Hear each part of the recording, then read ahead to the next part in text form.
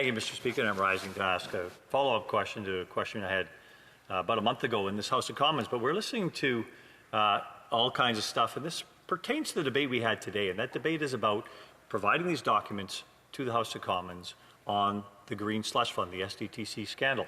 What we're trying to get here, of course, is real information that the government has to provide from one of its documents. And we passed a motion here in the House, supported by all the opposition parties, demanding those documents to the government, as is Parliament's right.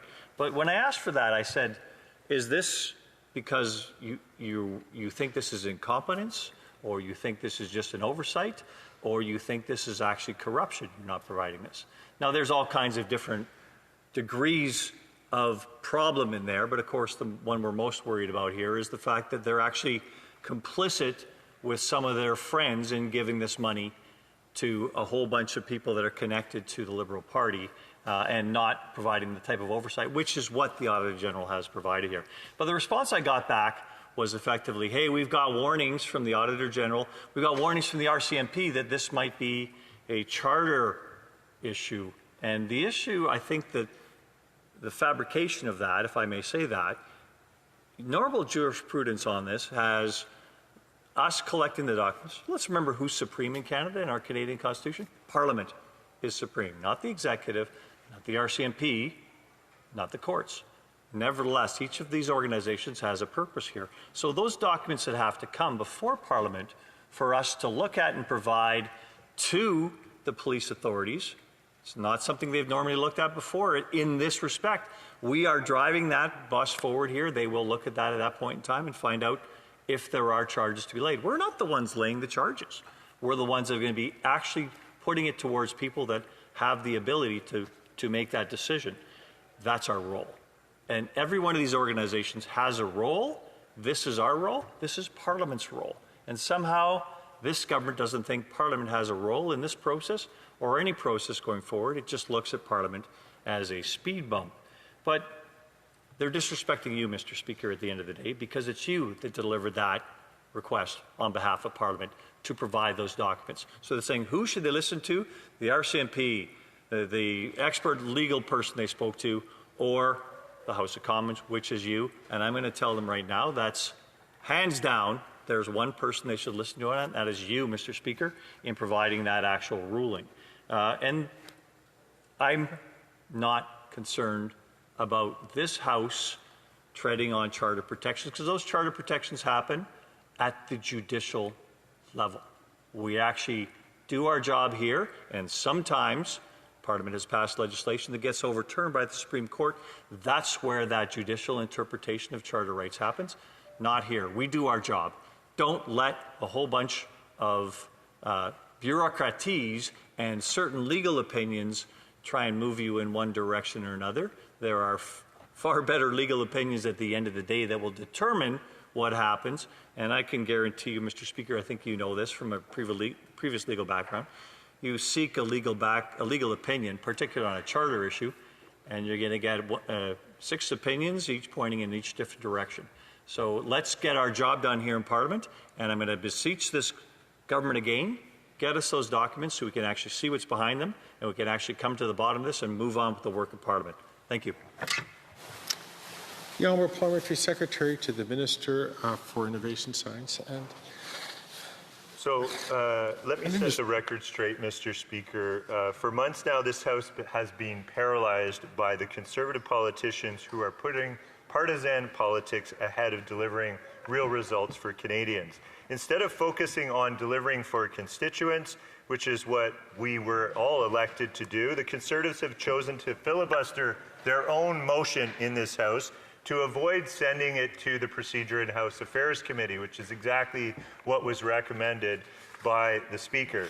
So, you know, the member opposite is voicing serious accusations, and I want to be clear, ensuring that public funds are dispersed ethically and transparently is of utmost importance to this government. That's why when allegations of financial mismanagement at SDTC first came to light, our government acted swiftly and decisively and commissioned a range of independent audits and studies to get to the bottom of the troubling allegations. There is absolutely nothing to hide. The evidence is there for all to see. this government took immediate action to undertake the proper due diligence to understand the facts, which is what you do when there's allegations of mismanagement in an arm's length foundation that the federal government set up over 20 years ago. We have submitted thousands upon thousands of pages to this House and are willing to further study this issue at committee, at the Procedure and House Affairs Committee, if the Conservatives ever allow the House to sort of proceed in its normal functioning. And what we're not willing to do, however, is compromise the independence of the RCMP investigation, who has said very clearly, the RCMP commissioner has said very clearly that he doesn't need or want the information that the Conservatives are asking the Auditor General to provide, that they already have an investigation that's underway and they have all of the documentation they need, and that by providing the information in the way that the Conservatives have proposed, it would actually compromise their independent investigation, which is compromising one of our pillars of our democracy, which is judicial and police independence.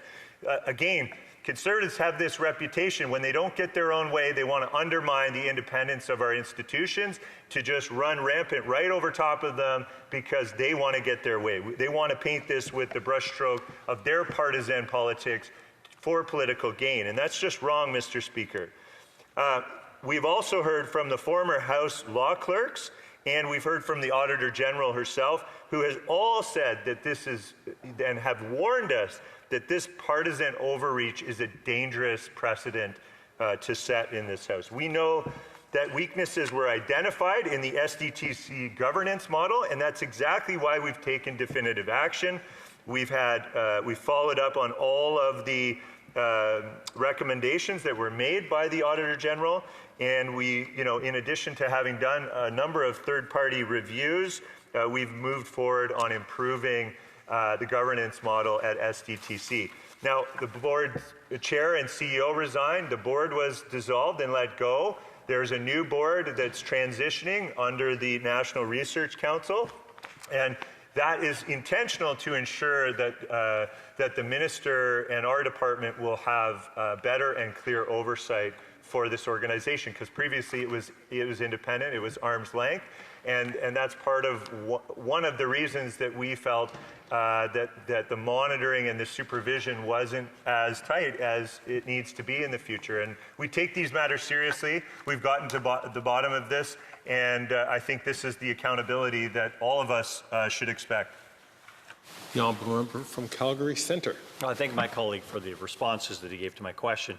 I don't think that they're proper responses. I think that there's a whole bunch of holes in what he's provided here. Number one, the RCMP is the actual people looking into whether there will be charges here to press or not. All we're providing at the end of the day is the unredacted documents. Now, those unredacted documents right now are unavailable to the RCMP because they're unavailable to us. And when the government member says that he has nothing to hide, well, then why is there hundreds and thousands of pages of pure black ink in redacted documents here? Nothing to hide means that would be a lot more transparent. Let me give an example about where we've actually worked in this respect through one of my committees here, and that George Young, the Chief of Staff to Harjit Sajjan, the Minister of Defense at the time during Afghanistan, provided documents that we thought should be looked at from a criminal perspective. The RCMP didn't. In the end, they made the decision not to. Thank you. The Honourable Parliamentary Secretary to the Minister of Innovation, Science and Industry. Thank you, Mr. Speaker. Look, I have basically tried to answer the member's question in the best way that I can, which is to say that we have tried to get to the bottom of and expose all the facts, provide all the evidence. We've collaborated very effectively with the Auditor General, with the Ethics Commissioner, and with the RCMP. If they have any requests for documents, obviously our government is committed to working with all of those independent experts. Why would we have ordered all of these independent reviews and taken all the actions that I've said, studied at a committee over and over and over again? We've been willing to do all of those things. What we're not willing to do is compromise the independence of the Auditor General and the RCMP. and our judicial system in Canada, those things are clearly lines, red lines, that we do not want to cross. We do not want to set a precedent of trampling on Canadians' charter rights. The honourable member from